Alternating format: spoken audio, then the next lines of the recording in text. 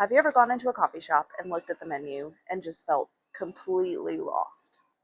Or have you ordered one thing at a certain coffee shop, loved it, tried to go to another one, and it was just not even remotely the same? My name's Chloe, and I'm the owner of Farmer's Daughter Coffee Company, and my hope is that I can solve those problems for you today. I'm going to try and explain the most common coffee terminology that you're going to encounter on a coffee shop menu. So I think a lot of people out there really just have no idea. I mean, we're mostly dealing with Italian words here, and so people just don't know, and that's okay. This is why baristas are so important, not only for them to be knowledgeable, but that they are personable and kind enough that they can explain things like this to customers without making them feel small. But if you're anything like me, you might not want to go into a place if you don't know what things mean. You don't want to ask questions. And so my hope is that I can make you feel comfortable enough that you can go into a coffee shop and order what you want. Or on the other end, maybe I can help guide you and give you some ideas of questions that you can ask to clarify certain things, and know that you can ask the right questions to help clarify that you're going to get a product that you want. So the first and simplest thing is drip coffee. Most people are familiar with this already at their homes. They might not call it drip coffee. They might just call it a cup of coffee or a pot of coffee. But, if your grandma comes to you and says, "Hey, I'm putting on a pot of coffee, what do you want?" It's probably drip coffee. Or if you go into the grocery store and buy a bag of ground coffee, again, it's probably ground for drip coffee. This is just your stereotypical, I want a black coffee or a cup of coffee with cream. Similar to drip coffee, there's a pour over, which is just another drip-esque brewing method. A pour over is going to produce a single cup of coffee rather than several cups of coffee. So a lot of places will put a pour over on their menu if they're going to offer several different origins or roasts or blends. So they can have their standard roast that they're going to put on drip. But hey, we have this Kenya pea berry and it's a light roast. And if you want to give it a try, I can give you a pour over. So that way somebody can choose to order it that way, but they don't have to make up a whole batch of it. Just on the off chance that someone else wants to try a different origin. Pour overs are also something that a lot of people, once they really get into coffee, they're like, oh my goodness, a pour over is amazing. It is so much better than a typical drip coffee. And I will be honest, your standard typical coffee customer is probably not quite on that level, and I'm going to be honest. At my best, maybe I could tell the difference between a drip and a pour over, like blindly, but I drink lattes.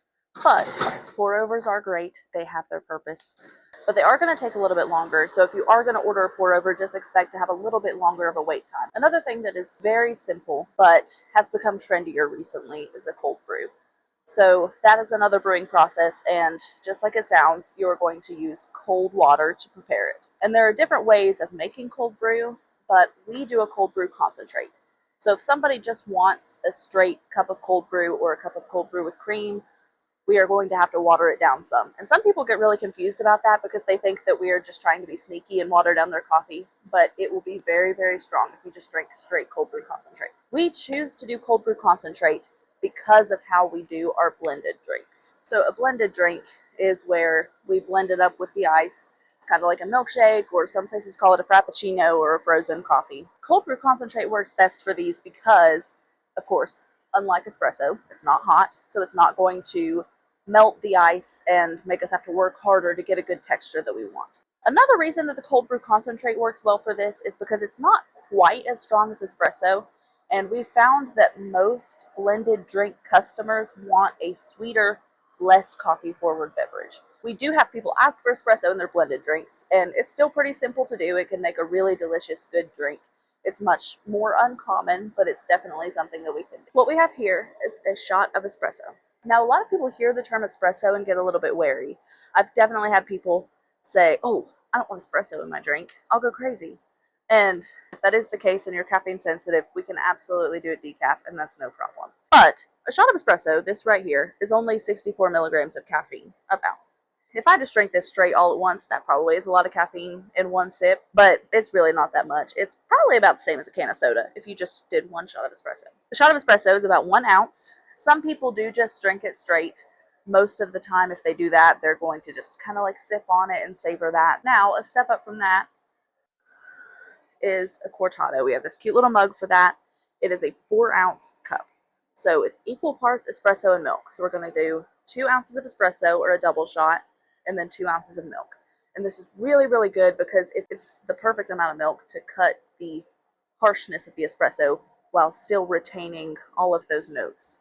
So again, if you're really into coffee and you really want to taste the notes of the espresso, a cortado is a great way to do it. Another espresso-based drink is an Americano, and that's going to be espresso and water. And it tastes very similar to a drip coffee. In fact, we don't do pots of decaf because we would have to throw away so much waste. If someone wants just a plain decaf coffee, we can do an Americano. Very similar to a drip. Next is a cappuccino, and it's going to have espresso and steamed milk. You're going to steam the milk a little bit more than you would for a latte and create more foam. And because you're going to have more foam in the drink, more room is taken up by air. So if someone hands you a cappuccino, you're probably going to feel that the cup is pretty light. Some people have suspected that we didn't fill their drink up all the way. And because more of the space in the cup is taken up by air, it is going to be slightly more coffee forward than a latte. And next is the one that you are probably familiar with, is a latte. That, again, is espresso and milk. If you're doing a hot, it's steamed milk. It's still going to have a little bit of frothiness, but not as much as a cappuccino. So the latte is the base for most of my featured drinks. It's just going to be a latte with whatever flavors are fitting the theme of what I want to create. The latte is how most of us got our start on our coffee journey. And I'm going to be honest, I'm still on lattes. I can enjoy other coffee beverages once in a while, but a latte is what hits home for me. So one thing to note about lattes is that even though the definition is espresso and milk, it's pretty vague. And so a latte might be slightly different at one place than it would be at another place. And that's the source of a lot of disappointment for people whenever they're trying to order a latte between different coffee shops. So some places might tell you that regardless of size, you're going to get 2 shots of espresso in your drink. So a small drink would be much stronger than a large. So there's a lot of disappointment from people based on how much espresso they in their minds were expecting to get in their drink. So if you figure out a good ratio that you like, and you know your favorite coffee shop puts 2 shots in a 16 ounce, then you can know if you go to this other coffee shop and they say in their 16 ounce they put 1 shot. Hopefully not, but anyway. You could tell them to add an extra shot of espresso. You could ask them to do 1 less shot of espresso. But that will help you make sure that you're getting a latte ratio that you like, because the ratio isn't necessarily set. The standard is different between different coffee shops. Another thing, and this isn't super common, but there are coffee shops out there that will do cold brew concentrate, like we talked about with the blended drinks, instead of espresso in an iced latte. In asking them how many shots of espresso does this get, they should clarify, oh, we're going to do this amount of cold brew concentrate, and then you could ask for espresso instead of cold brew. A lot of people love the cold brew concentrate in an iced latte because it's a less coffee forward flavor. But if you're like me and you went into a place expecting a latte made with espresso, it can be kind of disappointing if you get a cold brew latte. I've definitely been disappointed before. So those are some points of clarification that you might be able to ask your barista so that you can help make sure that you're going to get a drink that you like. And again, those apply to other drinks as well, like an Americano. Again, ask how many shots of espresso they get. Or some places might even offer different kinds of milk. So you might ask what their standard milk is in a drink. Some places do whole. We do whole milk. Some places do 2%. Those are probably the most standard anywhere. Another important one is a cafe mocha, and that is just a chocolate latte. So espresso, chocolate, and milk.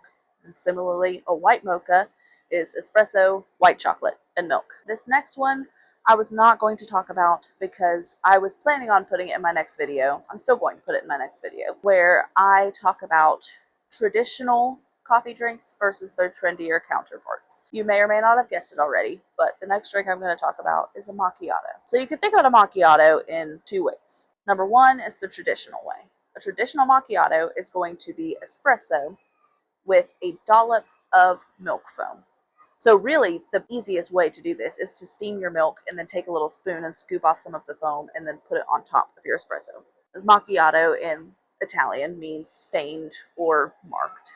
I've known what a macchiato is for a long time, and I have never, not in my coffee shop or the other coffee shop I worked at before, I have never encountered someone seeking a traditional macchiato.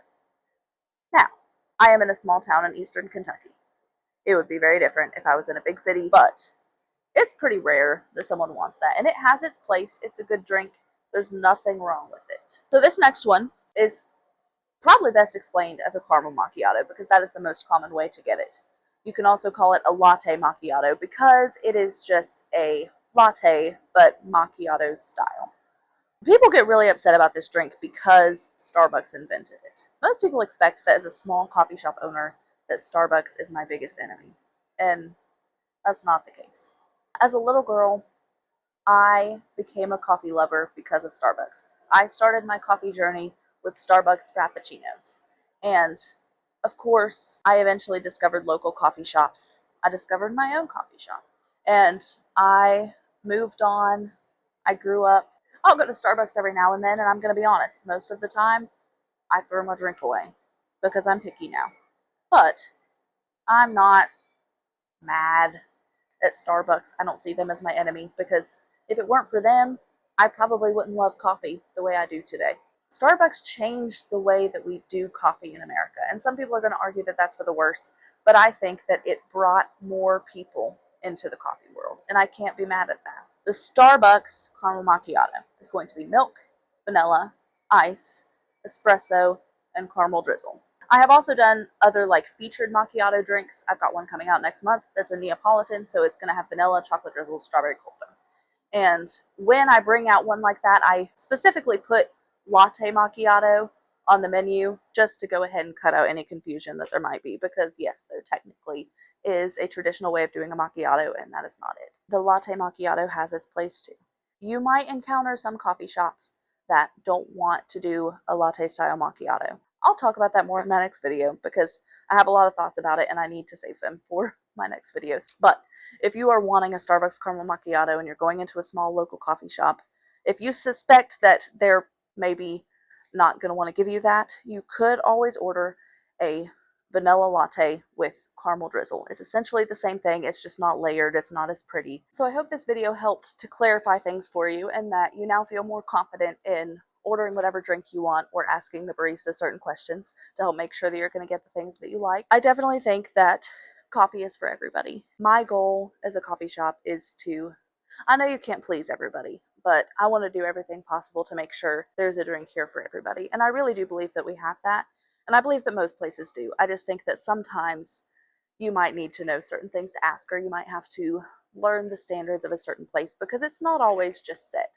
And it can be very confusing. And so again, I hope that I helped that a little bit for you. If there's anything that I didn't explain super well, or if you have more questions, feel free to ask me in the comments. I'll definitely probably have to do another video because I only covered coffee drinks. I didn't talk about teas like matcha and chai. And then there's other drinks like our energy refreshers that I didn't touch on at all. And like I mentioned earlier, my next video is going to talk about traditional coffee drinks versus their trendier counterparts.